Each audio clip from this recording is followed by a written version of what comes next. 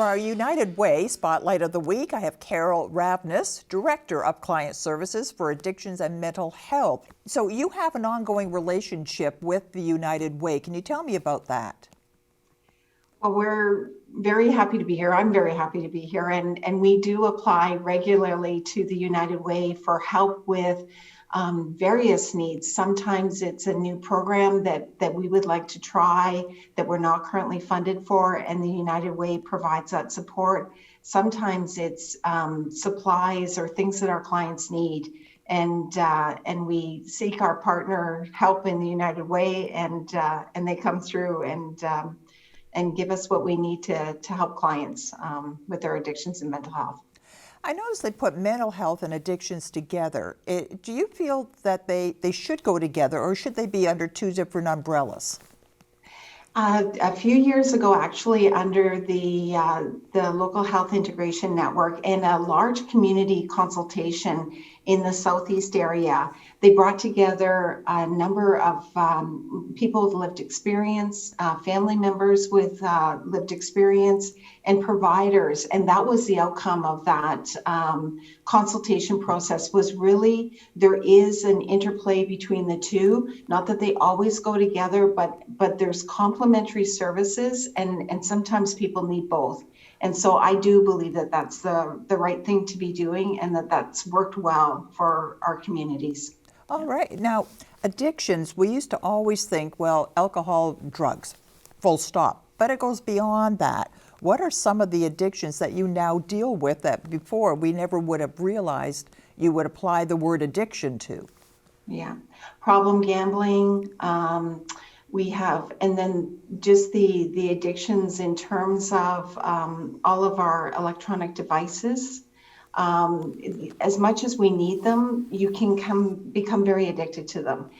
And even some of the substances, we used to think of addictions as alcohol related, but we now know about the horrible addictions with opioids and fentanyl and, all kinds of really very, very crystal meth.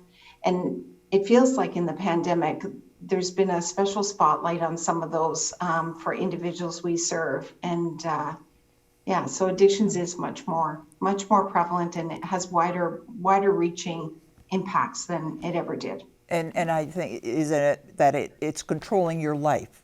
Whatever it is that's controlling your life in an unhealthy way is a way of describing an addiction. Does that sound right? It is. It's where it's not a healthy relationship you have with that substance or that habit. And you're right. It's no longer you're in control of it. You're seeking that to really compensate for other things that are happening in your life, and where it feels like it's not in control anymore for you. But it's usually related to other underlying things, and then it can kind of have a life of its own, because some of the substances that our folks would use are really very, very addictive once you're on them. And then, it's a whole cycle that begins. And mental illness, it has expanded as well. And the things that we thought were maybe a bad habit before, in fact, do fall under the term of a mental health issue. What are some of the ones that have come up in the last few years that before we wouldn't have realized that it had to do with a mental health issue? Well, I think what we've realized in the last few years is that mental health is something that is a very important part of all of us, and that it's as important as our physical health. And so, we now recognize that our young people really struggle from time to time with their mental health. That our seniors, and particularly in the pandemic and being isolated and alone, can really have people experiencing symptoms of their mental health, or loneliness, or depression, or isolation. So we have learned more, and I think it's become much more accepted that it's a part of our health. And it's a part of, it's a natural response sometimes to the circumstances that we find ourselves in. Something I've always wondered, are there things that people think is a mental health issue, but it really isn't. It's just someone is just unpleasant. They're just an old curmudgeon who just cranky at the world. But that's not really mental illness, is it? And it not necessarily, and that's why it's always really important. We encourage people to, if they have a family physician or nurse practitioner, to be in touch with that individual to talk about what's happening with them. It's not a one size fits all for individuals. It really is a personal experience, lived experience, and it requires a really conversation about you and what that means for you. Something else I've always wondered about is, how do you know if it's a mental health issue or someone is just a jerk? I mean, and if they didn't have a mental health issue, they'd still be a jerk. They'd still hurt people's feelings. They would go out of their way just to be unpleasant. And we all know those people. we probably worked with a few of them. And I've always wondered, how do you tell the difference, or can you tell the difference? That's a really challenging question. I think it's more so somebody with a mental health concern. They don't get up in the morning and say, I'm just going to see how challenging I can be to somebody else. This is usually something that's happening within them and within their life that they would love to control, and they would love to feel differently about.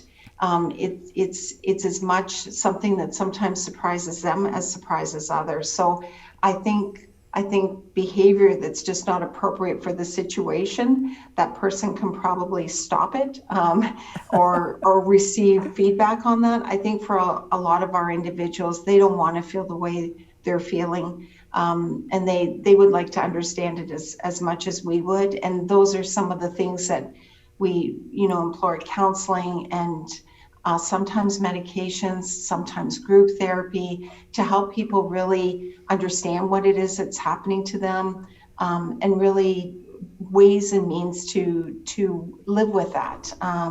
What triggers that? What am I best to do about that?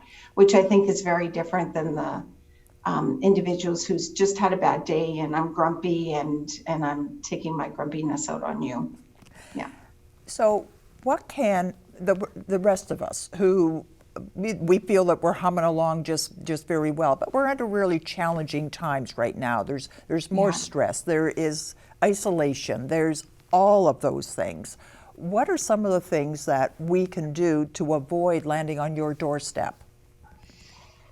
And I think a lot of them have been published online. Just a number of things. It's still really, really important to recognize that you need balance in your life.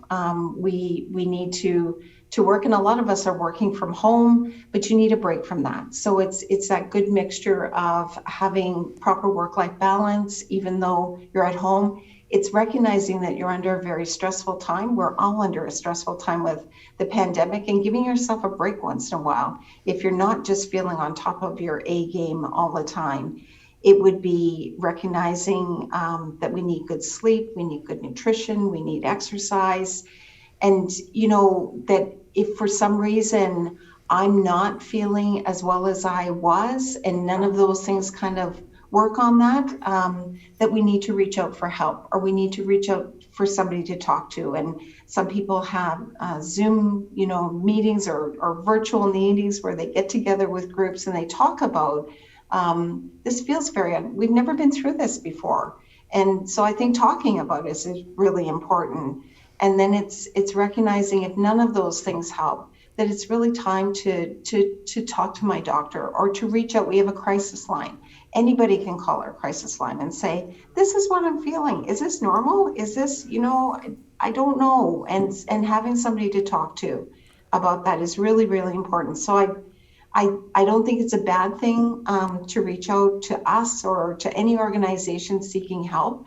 And I think that's probably, so landing on our doorstep isn't a bad thing. It means that you're getting help. And otherwise, I think it's just trying to do all the things that we know, but particularly in this time, keeps us in good physical and mental health. That's great advice, Carol. Thank you so much for being with us today. Yeah, you're most welcome. And I really do thank the United Way for all of their support. It really, sometimes it's cell phones that have helped our clients. Sometimes it's staff positions that have helped us to expand our services, and every little bit counts. So I thank those who donate to the United Way, and I really do thank Cogeco for this opportunity to talk about our services. Our pleasure, and have a great afternoon. You as well.